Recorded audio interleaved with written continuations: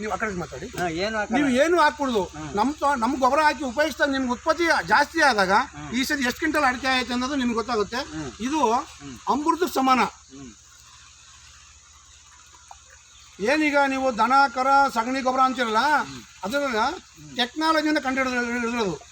Nano ಟೆಕ್ನಾಲಜಿಯಿಂದ ಕಂಡುಹಿಡಿದಿರತಕ್ಕಂಥ product ಎಲ್ಲ same ಸಗಣಿ ಗೊಬ್ಬರ ಏನು ಹಾಕ್ತಿರೋ ಸೇಮ್ ನಾವು ಬೇರೆ ಗೊಬ್ಬರ ಯಾವುದು ಹಾಕಲ್ಲ ಸರ್. ಹಾಕ್ಬಿಡುದು ನೀವು. ಯಾಕಂದ್ರೆ ನಿಮ್ಗೆ ಜಾಸ್ತಿ ಗೊಬ್ಬರ ಹಾಕಿ ಬಲ್ಡನ್ ಆದಾಗ ನಾವು ದಿನ ಖರ್ಚು ಮಾಡಕ್ಕೆ ವರ್ಷಕ್ಕೆ ಎಷ್ಟು ಖರ್ಚು ಮಾಡ್ತೀರ ಮೇಡಮ್ ನೀವು? ವರ್ಷಕ್ಕೆ 1 ಲಕ್ಷ ರೂಪಾಯಿ ಗೊಬ್ಬರಕ್ಕೆ ಹಾಕ್ಬೇಕಾಯ್ತು ಅಲ್ವಾ? ನೀವು 1 ಲಕ್ಷ ರೂಪಾಯಿ ಗೊಬ್ಬರ ಹಾಕೋಬದ್ಲ ನೋಡಿ ಎಷ್ಟು ಒಂಬಳೆ ಸುಟ್ಟ ಎಲ್ಲರೂ ನೋಡಿ, ಪ್ರತಿಯೊಂದ್ರಿಗೂ 2 ಒಂಬಳೆ ಹೋಯ್ತು ಅಂದ್ರೆ ಮುಗೀತು ಅಲ್ವಾ? ಇದನ್ನ ನೀವು ಕಡ್ಡಿ ಮೇಡ ಬಾಟ್ಲು ಕೊಡ ಮಳಿಯಕ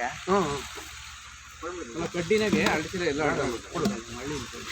ಎಲ್ಲ ಏನಾಗಿ ತಿರ್ಗಿಸ್ಬಿಡಿ ಲಾಸ್ಟ್ಗೆ. ಸರ್ ಇದೇನು ಒಳಗೇನು ಕರ್ನೇ ಇಲ್ಲ.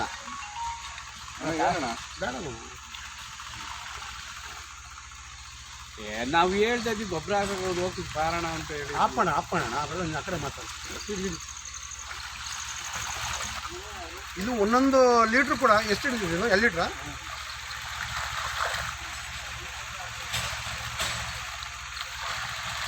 ಸ್ನೇಹಿತರೆ, ನಿಮ್ಗೆ ಅನಿಸ್ಬೋದು ಈ ನೀರು ಹಾಕ್ಬಿಟ್ರೆ ನಮ್ಮ ತೋಟ ಚೆನ್ನಾಗಾಗುತ್ತೆ ಅಂತನ. ನಮ್ಮ ಕುರಿ ಗೊಬ್ಬರ ಅದು ನೆಂದು ಹಣ್ಣಾಗಿ ಚಳಿಗೆ ಹೋಗ್ಬೇಕಾದ್ರೆ ಯಾವ್ದು ಹೋಗುತ್ತೆ ಅಪ್ಪಗೆ? ನೀರು ತಾನೆ ಹೋಗೋದು, ನೀರೇ ಹೋಗೋದು. ಏನು ಕುರಿ ಗೊಬ್ಬರ ಏನು ಬೇರೆ ಹೋಗೋಲ್ಲ. ಸ್ನೇಹಿತರೆ ಅರ್ಥ ಮಾಡ್ಕೊಳ್ಳಿ.